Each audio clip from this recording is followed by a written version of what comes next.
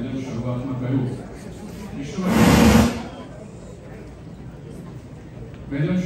કહ્યું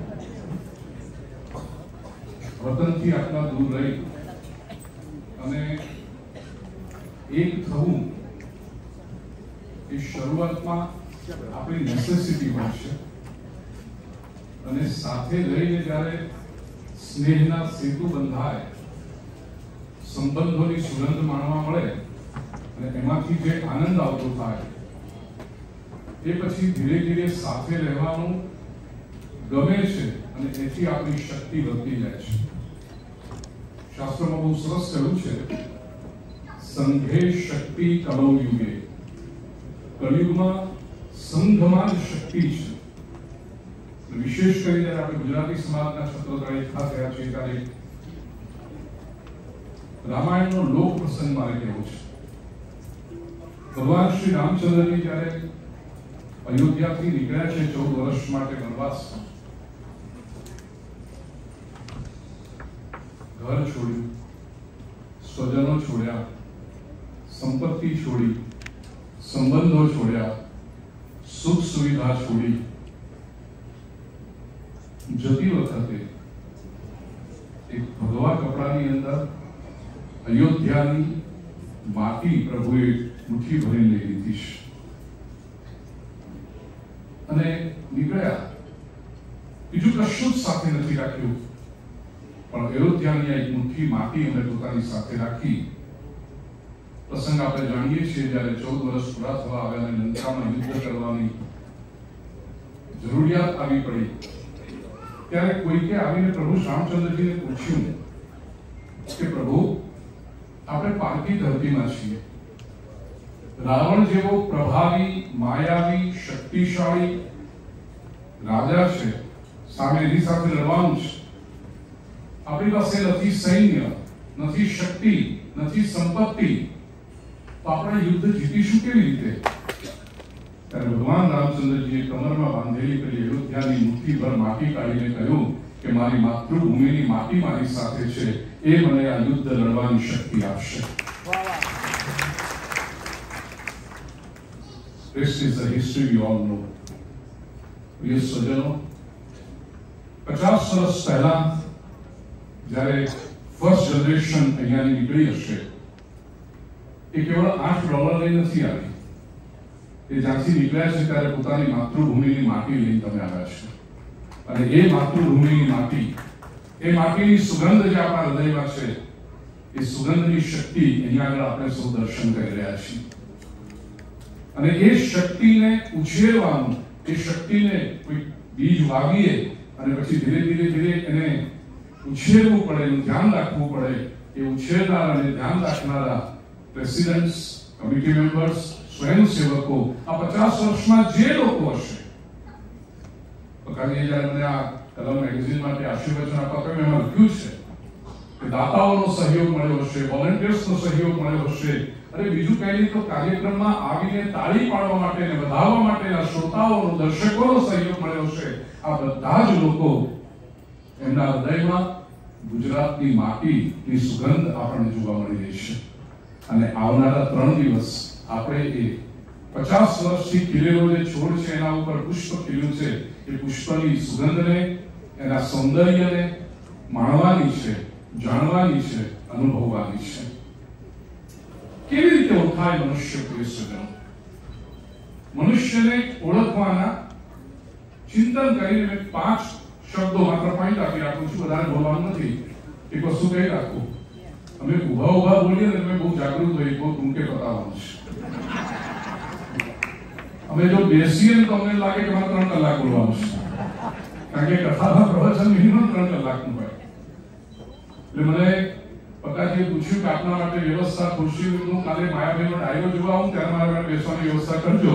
અત્યારે મને ઉભા બોલવા દેજો તો હું 10 મિનિટમાં પૂરું કરીશ. 5 બુલેટ પોઈન્ટ આપી રાખું જેનાથી મનુષ્ય ઓળખાય છે, આપણે ઓળખાઈએ છીએ. સૌથી પહેલું, અંશ. આપણે કોના અંશ છીએ? આપણા વડીલો, આપણા પિતૃઓ, આપણા ઋષિઓ, એનો ભવ્ય વારસો લઈને આપણે આગળ વધીએ છીએ. એનાથી આપણે ઓળખાતા હોઈએ છીએ. ઘણા લોકો વાત કરે કે મારા ફાધર આવા, ગુજરાતમાં મારી પાસે આવું હતું, દેશમાં અમે આ મૂકીને આવ્યા છીએ. અમારાથી અમુક વસ્તુ તો ન જ કરાય. પિતાજીને મોઢું શું બતાવીશું, માને મોઢું શું બતાવીશું? કદાચ માતા પિતા સંસાર છોડીને ગયા હશે તો માતા પિતાના ફોટા સામે ઉભા રહીને આંખમાં આંખ મેળવીને વાત કરી શકીશ? અમે કોણ?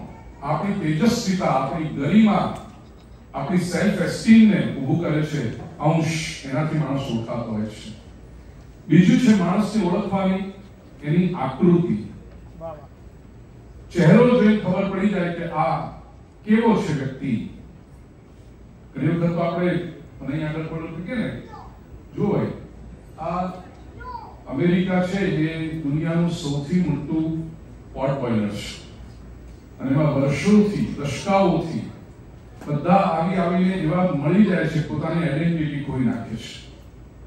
આખું યુરોપ અહીંયા આવીને એવું ખોઈ ગયું છે, ખબર જ નથી પડતી. બહુ લોકો કોઈ જાણતા હોય કે આ ગ્રીક ઓરિજિન વાળા હશે, કે આ પોર્ચુગીઝ ઓરિજિન વાળા હશે, કે આવા હશે. બાકી મોટા ભાગે ખબર ના પડે. આપણું એવું નહીં થાય.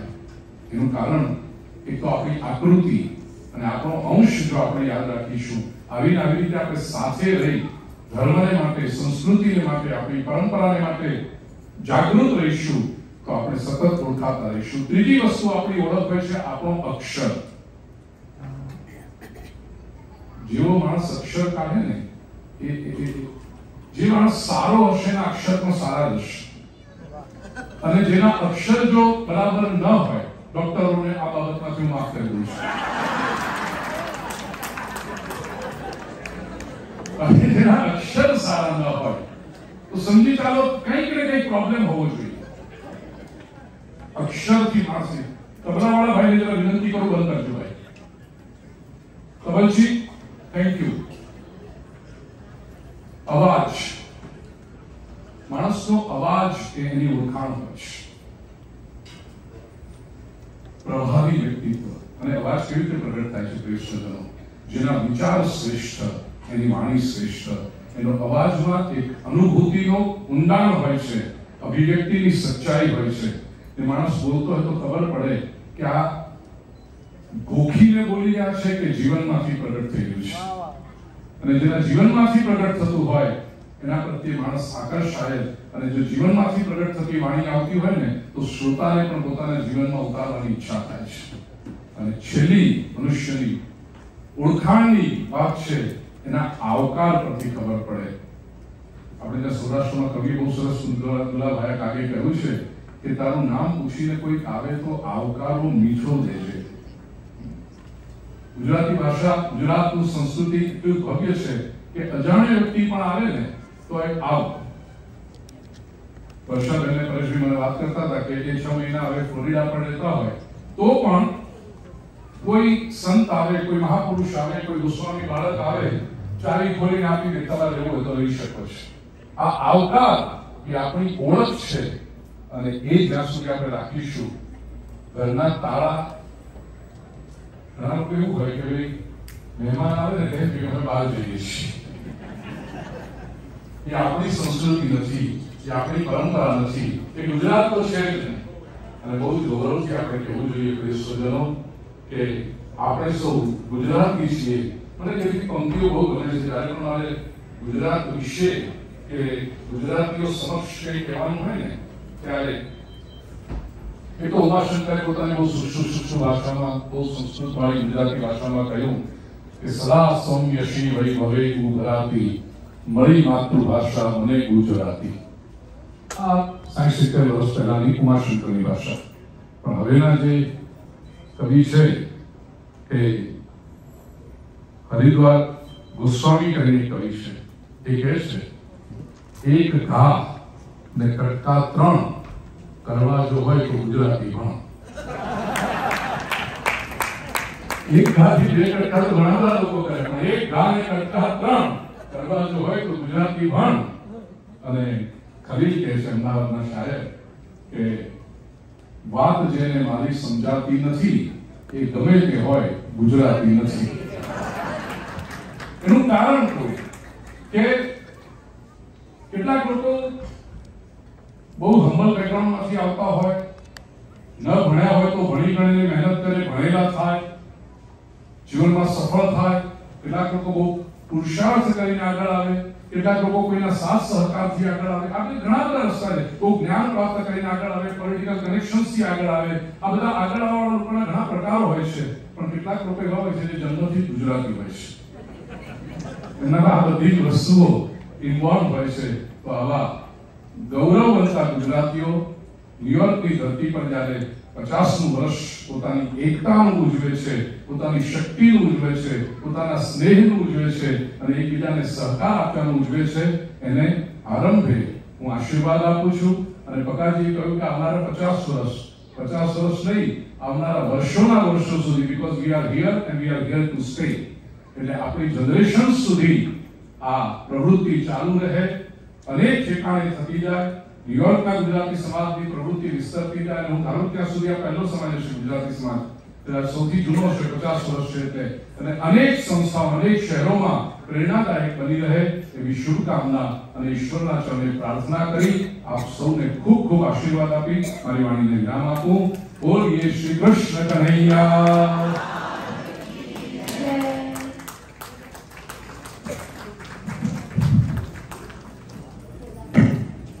ભાઈ શ્રી, આપનો ખૂબ ખૂબ આભાર. આપના આશીર્વચન અને આશીર્વાદ થકી અમે ઉજળા છીએ, સબળા છીએ. બેકસ્ટેજ બેલેન્સિંગ માટેનું જો તમે હવે ચાલુ કરી શકો તો. Meanwhile, I want to talk about the magazine, કલમ મેગેઝિન, જેમને હમણાં આપણે જેનું વિમોચન જોયું. અને આ એક સોવેનિયર છે ન્યુયોર્કના ગુજરાતી સમાજના છેલ્લા 50 વર્ષની જર્નીનું ડોક્યુમેન્ટેશન છે. કદાચ આ બિલ્ડિંગની પહેલી ઈંટ મુકાઈ હશે એનાથી પણ પહેલા જ્યારે આ વિચાર સ્ફૂર્યો હશે કે આપણે આપણું એક પોતાનું સામાજિક સંગઠન હોવું જોઈએ, એ વિચારથી માંડીને આજના દિવસ સુધી જે કોઈ પણ વ્યક્તિઓ આ જર્નીમાં સહભાગી બન્યા છે, જે કોઈએ પણ થોડું ઘણું યોગદાન આપ્યું છે, જે કોઈ પણ આ આખી જે પ્રથા છે એના સાક્ષી રહ્યા છે, એ બધાને આની અંદર આવરી લેવામાં આવ્યા છે. તો સારી બાબત એ છે કે આપણા બધાય પાસે, આપણા બધાના ઘરોમાં, આપણા માટે અને આવનારી પેઢી માટે આ મેગેઝિન, આ સોવેનિયર ઘરમાં હોવું ખૂબ જરૂરી છે. મને છે એ વાત પૂજા બહુ ગમે છે. રાહત ઇન્દોરી સાહેબે બહુ સરસ લખ્યું છે. આ જ્યારે મેગેઝિન 1974 થી 2024 અને 2025નું વર્ષ ચાલે છે, 51મા વર્ષમાં આપણે પ્રવેશ કરી ચૂક્યા છે. ત્યારે તમને ખબર છે આપણને બધાને અત્યારે આપણે મોબાઈલની એરામાં છે તો બધાને ક્લિક કરવાનું એક હેબિટ થઈ ગઈ છે, સેલ્ફી હોય કે કેમેરો હોય.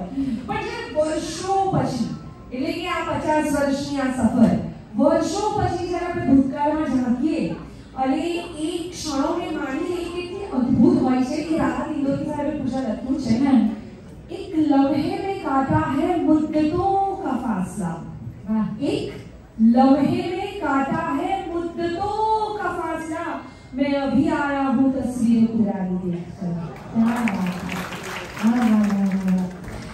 આ મેગેઝિન જો આપણે એવો પ્રશ્ન થતો હોય કે ક્યાંથી મેળવી શકાય, કેવી રીતે મળશે, તો આપણને સૌને મળશે. when we depart from this place, આપણા મંચ એટલે સામે ગેટની બહાર ત્યાં આગળ કાઉન્ટર મૂકવામાં આવ્યું હશે અને આપણે બધા વિલ મેક શ્યોર કે આપણે આપણા ઘરે આ સોવેનિયરની એક કોપી લઈ જઈએ. કદાચ આપણા માટે આપણે જાણીએ છીએ, પણ આપણી આવનારી પેઢી, આપણા બાળકોના બાળકો, એમને જ્યારે ખબર હોય કે ન્યુયોર્કમાં જન્મ્યા છીએ પણ આપણા મૂળિયા ક્યાંના છે, ક્યાંથી આવ્યા છીએ અને હવે આપણે કઈ દિશા તરફ જવાનું છે, તો કદાચ એટલે કીધું છે ને કે કોઈ વૃક્ષના મૂળિયા જ્યારે ખૂબ મજબૂત હોય ને તો એ વૃક્ષ ખૂબ ઘટાદાર થાય. એટલે આપણે અહીંયા મૂળિયા એટલા સ્ટ્રોંગ રાખ્યા છે કે આપણું વટવૃક્ષ હજી પેલા કબીર વડમાં પાંગરે ને એ નીવ આપણે રાખવાની છે. એટલા માટે આ મેગેઝિન આપણા ઘરમાં હોવું જરૂરી છે. સો આપણે સંગીત તરફ આગળ વધીએ પૂજા.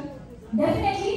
સો જેમ મેં પહેલા વાત કરી કે આવતીકાલે એક જબરદસ્ત પ્રોગ્રામ અમે આપના માટે લઈને આવે છે, મુખ્ય કાર્યક્રમ જે આવતીકાલે રજૂ કરવાની છે. પણ એની પહેલા આપણી વચ્ચે વત્સલા પાટીલ, વૈભવ માંકડ, રામ પટેલ અને જીનાંશી મહેતા, આ 4 કલાકારો અત્યારે પ્રસ્તુત કરશે સોંગ્સ ઓફ ગુજરાત, એક નાનકડી ઝલક આપણા સૌ માટે. આવો સાથે મળીને માણીએ. બોલો જય જય